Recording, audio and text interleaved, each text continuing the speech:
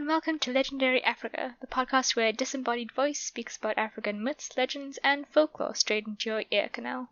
I gotta say, your lungs are very comfy. For new listeners, that sentence was probably one of the creepiest things you have heard in a while. Quick update for those joining us for the first time today. Some weeks ago, I was nicely settled into your ear canal, where I soothingly whispered myths and legends into your ear. But then, I accidentally fell into your sinuses, where I encountered many a strange beast, such as mysterious flying creatures, dinosaurs, glowing cloud things, and so much mucus. Please, see an ENT specialist. Then, I managed to escape a potential Carcharodontosaurus attack and scrambled up to your eye socket, accidentally poking you in the eye, fell into your lungs somehow, and now I'm finally able to relax in your extremely healthy, yet squishy lungs with my new bestie, Squirt. Who's a moth, which I think you inhaled at some point. Okay, so now that we're all caught up, let's begin.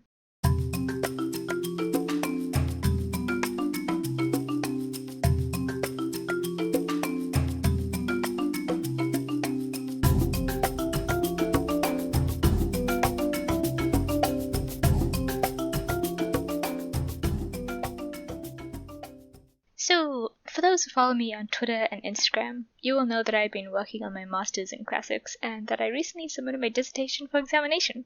I received such amazing support from everyone when I announced it on Twitter, and I would like to thank those who sent messages and virtual hugs. You were all so patient when I had to cancel the episode, which was due the same weekend as my MA, and I really am very grateful for that. Hopefully, I can share some good news with you all very soon. In other news, I have recently gotten hooked, and I mean hooked, onto watching Jane the Virgin. Whoo! I would not have ordinarily watched this show, but I heard a lot of good things about it and I had to give it a try. And do I love this show. Jane the Virgin is a rom-com which parodies telenovelas and revolves around a devout 23-year-old Latina virgin, Jane, who becomes pregnant after an accidental artificial insemination by her gynecologist. I mean, if that doesn't spell out drama, what does? Jane the perfect protagonist, so trusting and a bit immature, but I love her. And then there's the battle between hashtag Team Michael and hashtag Team Raphael, and I don't even know which team I'm fully on yet. I'm also only on season 2, so please no spoilers for me, only I can spoil things for you. And can anyone not like Petra? I mean, yes, she's done some terrible things, including manipulation, deceit, kidnapping, attempting to impregnate herself with her husband's sperm without his consent. Okay, so it looks really bad. But she really grows on you, I swear. And of course the best thing about the show is Rogelio, who is a precious cinnamon roll who must be protected at all costs. Go watch it, you'll love it.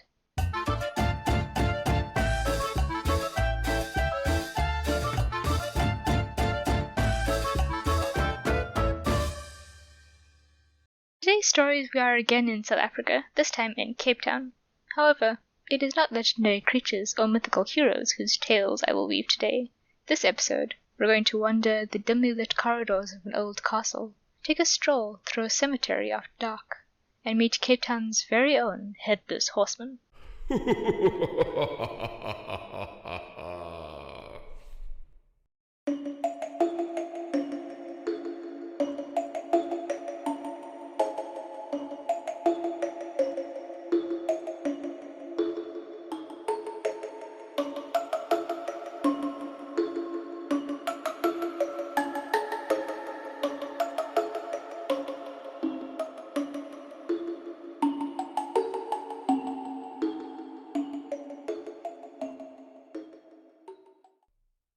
So you might have heard the tale of the Flying Dutchman before, one of the most popular ghost stories to emerge from South Africa. Actually, back when we were just legendary, Rochelle's first story for the podcast was on the Flying Dutchman.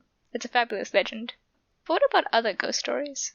South Africa actually has dozens of supernatural and ghostly tales. The Hauntings of the Castle of Good Hope is one of these. The Castle of Good Hope was built in the 17th century in Cape Town, South Africa, after the Dutch East India Company settled on the shores of Cape Town. The castle was primarily intended to be a refreshment base for ships which were en route from Europe to East Asia, and its settlement helped the company maintain its monopoly over the spice trade.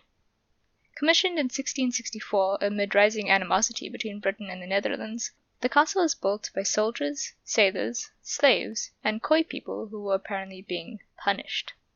The Khoi people are the traditionally nomadic pastoralist indigenous population of southwestern Africa. The castle's infrastructure includes heavy stone walls, a giant gate with thick spikes, a bell tower, a church, a bakery, various workshops, living quarters, and shops. The bell tower was used as a kind of messaging system to surrounding residents, as the tolls of the bell could be heard over 10 kilometers away, and primarily acted as a danger warning to those who heard it. In 1720, more than 41 years after the castle was built, a large moat was created around the castle. But the castle was also used for darker deeds. During the Second Boer War, a war between the British Empire and the Dutch-speaking settlers of South Africa, which was sparked off by the discovery of diamonds, the castle acted as a prison and torture house. Prison cells and a torture chamber were installed in the inner block of the castle, and one particular cell was infamous, the Donker Gat, the dark hole, a windowless cell in the dungeon of the castle. No light could reach it. People were tortured in the torture chamber, as well as in the individual cells, often chained up 24/7. Prisoners included indigenous people, slaves who attempted to escape, and outlaws, all of whom were often brutally executed in their cells. The Zulu king Cetshwayo, whose uncle was Shaka Zulu, and some of his wives were also prisoners in the castle for a time. According to records, during the winter floods, the water would rise so high that it would drown convicts who were chained to the walls within the Donkergat and other dungeon cells. Supposedly, prisoners held in the Donkergat would be left without any light for days, and then taken outside with a blindfold on. Guards would then turn the prisoners towards the sun, and then rip off their blindfolds, often blinding them with the harsh sunlight. So what kind of hauntings occur in the castle?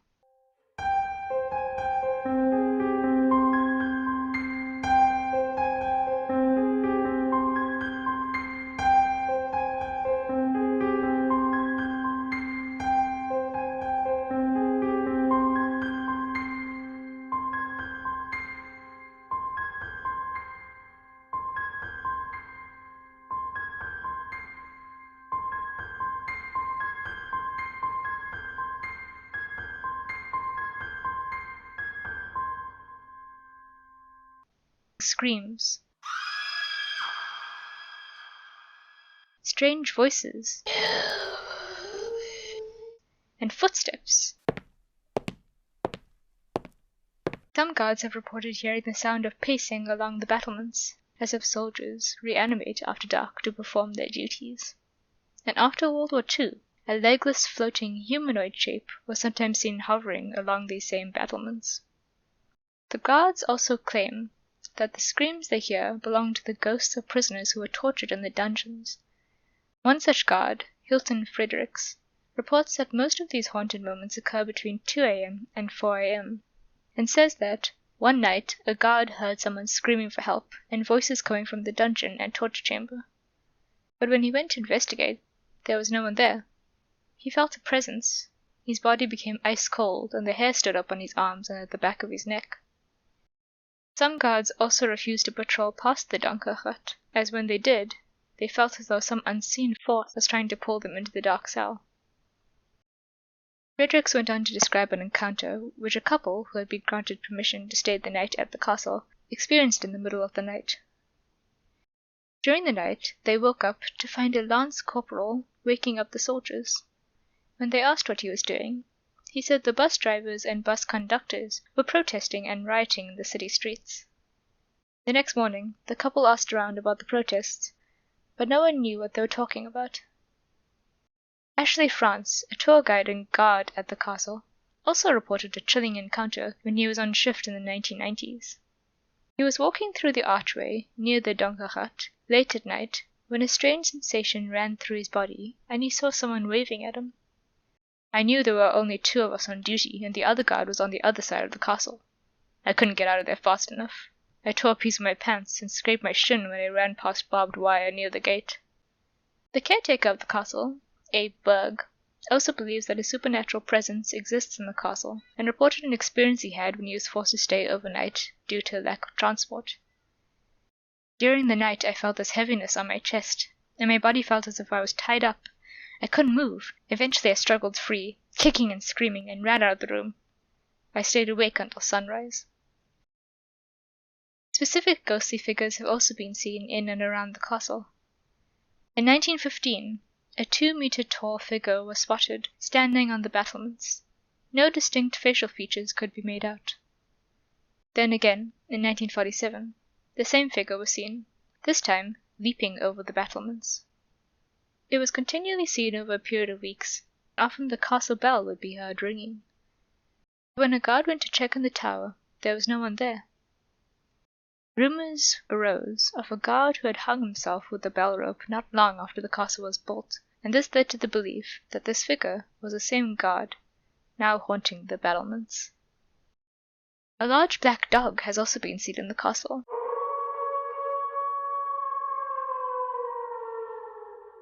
Charging suddenly at visitors but vanishing just before its claws could reach them. Lights turn on and off. Voices of a man and woman arguing echoed through rooms near the main guard quarters. It is also said that the ghost of Governor Pieter Gijsbert van Nuert can be heard muttering and cursing. The story goes that in April 1729, Van Nuert ordered for the execution of 7 soldiers for crimes they did not commit, despite the lenient ruling by the council. One of the soldiers cursed the governor before he was killed, and that same day, Van Nuert died in his chair. A more light-hearted haunting, which also occurs in the castle, is that of Lady Anne Barnard, a Scottish woman who lived in the castle for 5 years with her husband, the secretary to the governor of the Cape at the time. Although she lived for such a short time in the castle, Lady Anne became deeply interested in the castle and the Cape, writing extensive notes and letters about it, painting the view of Cape Town from her bedroom, and even climbing Table Mountain, an unusual activity for a woman at that time. Lady Anne is sometimes seen in the ballroom of the castle, appearing often when important guests visit. She is seen dressed in a European 18th century ball gown and wanders around the room during events. A fun fact about Lady Anne is that she was fond of swimming in the nude, often in the dolphin pool of the castle. She also apparently went skinny dipping in a stream on Table Mountain. Honestly, she sounds like a fun woman, and probably a fun ghost.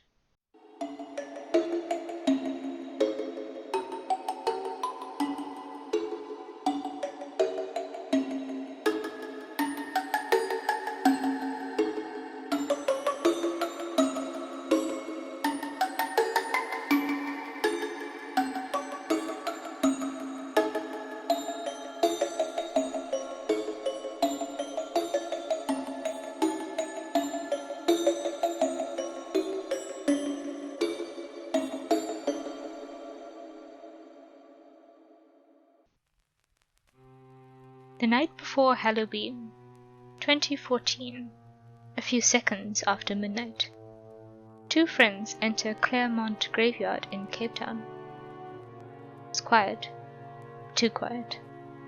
There were no insect noises, no birds, nothing save for their footsteps and the clicking of the one friend's camera. An uncomfortable feeling hung in the air, as if the 2 friends were intruding on the dead. But nothing happened that night. When they went through their photos afterwards, some of them were dotted with large glowing orbs. Now some believe that these orbs represent spirits of the deceased. In one photo, in between the orbs, was a figure of a man with a long white beard and a reddish coat. The figure had not been seen in the graveyard when the 2 friends were walking through at midnight. Buried within this graveyard was Sir John Molyneux, the first Prime Minister of the Cape Colony. He was a tall, powerfully built man who fought in many battles, always wearing the red coat of a Boer soldier. Could this have been his ghost? And if so, why is his spirit so restless? What is cooler than a phantom on a bridge after dark? I'll tell you. A headless phantom speeding down a bridge on a motorbike after dark. Now that is some Headless Horseman shit. It's the Headless Horseman upgrade for the 21st century. It's the Headless Horseman cross Ghost Rider. Now, it's unclear if Cape Town's Headless Rider can look into your eyes and destroy your soul, and all reports point to the lack of a head instead of a flaming one, and also he doesn't, come and cut off your head and, try to look for his head, but whatever, it still works. Now, according to legend, the Headless Rider can be heard just after midnight, the engine of his motorbike roaring through the night as he speeds across the bridge near Spine Road. If you listen carefully, you'll hear the bike accelerating and accelerating, the engine whining, but never slowing down. because he can never get off the bridge, no matter how fast he speeds. The legend is said to have begun when a motorcycle rider sped down Spine Road on a Harley-Davidson and crashed at the foot of the bridge, dying instantly. This is why the Headless rider can never leave the bridge, but instead replays his death over and over and over, every time the clock strikes midnight.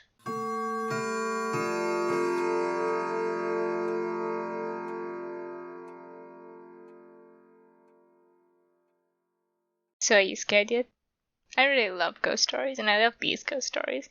I didn't actually realize how many haunted places and legends there are in South Africa, and now I'm itching to visit all of them. Maybe I'll see something, you never know.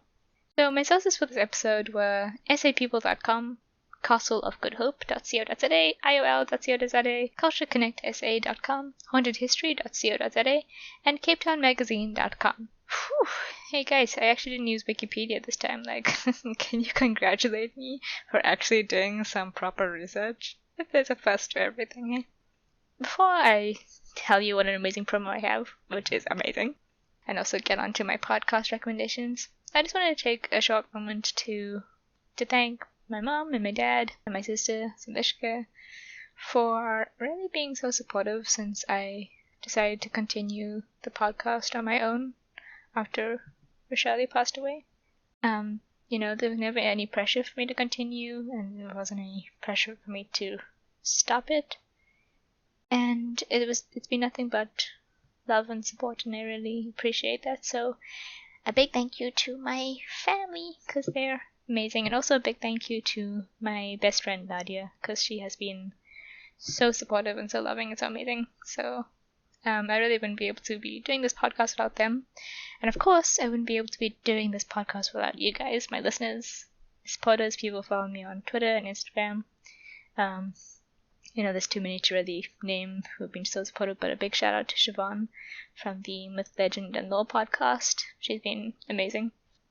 So I just wanted to thank everybody, and I'm really excited to continue and see where this podcast goes. The great promo I have for you today is from the Stories of Strangeness podcast, a podcast which tackles hauntings, cryptids, conspiracies, folklore, aliens, and more. Have a listen. Hello, I'm Mike.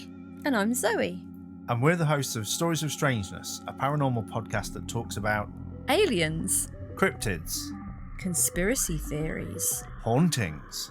What have we spoken about? What biscuit would you offer a banshee? Are squirrels intelligent? Would you really be distracted by the shadow of a sausage? Some people are. Tune in every other Monday on your favourite podcast player. My promo recs for today are all folklore themed. I'm so sorry, I really couldn't help it, I just love folklore so much. First up we have Fabulous Folklore. Fascinated by fabulous folklore, lover of legends, maven of the macabre? If you love weird tales, bizarre superstitions, strange lore, and wonderful myths, then you're in the right place. Fabulous Folklore gathers all things weird and wonderful into one blog and podcast. There's the folklore of flowers, forgotten Roman gods right here in Britain, or dark superstitions about graveyards. Yes, I love graveyards.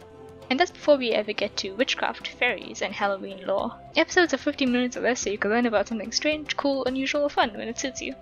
Guys, this is a truly, truly fabulous, informative, and fun podcast. It's perfect for listening to with a cup of tea while crafting, painting, or doing any other fun hobby because it's really casual. Each episode is about or under 25 minutes, which also means they're perfect for short car rides or bicycle rides or wherever the heck you're going. The host, Icy, does an amazing job at gathering together information on each bit of folklore, and it's really amazing how she presents all of it in such a short time. Each episode is professional, and she really has such a lovely voice, which makes listening a pleasure.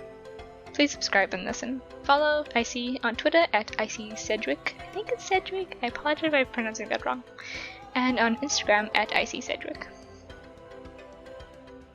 The next podcast recommendation I have is Giraffes, Eggs, and Other African Stories. Here we recall African legends, myths, folk, and fairy tales, both in English and French. We also discuss modern-day storytelling with lovers of the medium as well as its writers. I really enjoy listening to this podcast. It's got excellent storytelling, which is passionate, exciting, and well-produced. There are also some wonderful sound effects and musical clips fused throughout each episode, which really allows the listener to immerse themselves in the podcast. I think it's unique and fantastic, and you won't regret listening to this podcast. Also, it's a podcast about African stories and African myth by a black podcaster, which honestly needs to happen more, and I was really excited to find this. Please go support. Follow Giraffes, Eggs, and Other African Stories on Twitter and Instagram at I'm Danny. So IM_DAINI. The next podcast I'd like to recommend is Afro Tales, a podcast focused on folk tales, lore, myths, and legends that are a part of our everyday lives. Join Amon Mazingo as he explores the Afrocentric side of folk tales spanning the Americas and Caribbean. If you want more stories based on the people of the African diaspora, or just have a fun time listening to folk tales, lore, myths, and legends, this is the podcast for you. I think Amon Mazingo does a great job weaving the various and diverse myths and legends of the African diaspora. With Afrocentric tales from Jamaica, New Orleans, and Trinidad, to name a few, you will not be able to stop listening to Afro Tales. Follow this podcast on Twitter at AfroTalesCast and Instagram at AfroTalesPodcast. Please support these podcasts by listening, subscribing, sharing, and following them on social media. And that wraps up today's episode. I've been your host, the Shira, the disembodied voice you cannot escape, and Legendary Africa is produced by the infamous Estia the Dog, and we have an unpaid intern, as you know, Athena the Doggo. Thank you for listening and joining me today. I hope you enjoyed it. Remember to subscribe to Legendary Africa wherever you listen. iTunes, Spotify, iTunes, Spotify, Google Podcasts, wherever. And share with your friends, family, assorted pets, or any of your local flora and fauna as well. As I said before, plants like podcasts as well. Also, if you like what you hear and want to share that love, please go ahead and leave us a review on iTunes, Podchaser, or anywhere else you can leave comments. We also have a YouTube channel where I publish each episode, although I am often late with updating it. We also have a website which I regularly update, or at least try to. So go check that out, and as always, feel free to add to the tribute page for Oshavia by emailing me your message. All links can be found in the episode description below, and I will have a new blog post up for today's episode with some links to more info on today's haunted stories. I also have a forum post open on the site discussing my favorite myth, and I would love it if you joined in and told me all about your favorite myth, legend, story, or lore. Check us out on Instagram at LegendaryPod and on Twitter at LegendaryPod1. And send me an email if you like to staylegendarypod@gmail.com. I welcome all myth ideas, prompts, favorite recipes, pictures of your doggos, or any funny or legendary stories about yourself which you would like me to share on the pod. I also love fail videos. If you have any fail videos, send them to me. I'll see you next Saturday with an all-new ancient myth, legend, or tale from our beautiful continent of Africa. Until then, tell your loved ones you love them, thank the angel on your shoulder, stay safe, stay sexy, and stay legendary. Bye!